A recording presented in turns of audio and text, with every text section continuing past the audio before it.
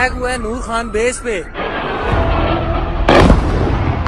In the last few minutes, we've received some time ago, India attacked Pakistan in 3 locations with missiles. That's a Pakistani military spokesperson. Bharat अपनी नंगी जारियत को जारी रखते हुए कुछ देर कबल उसने अपने हथियारों से फजा से जमीन पर मिसाइल दागे हैं। Now you just wait for our response.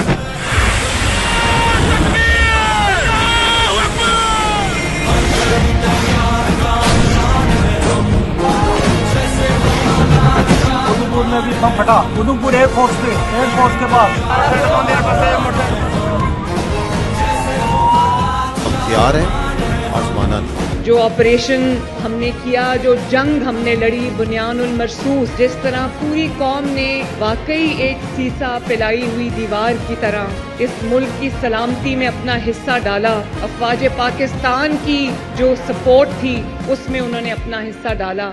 मुझे इस कौम पर बहुत फख्र है। आप सबको बहुत बहुत मुबारक हो।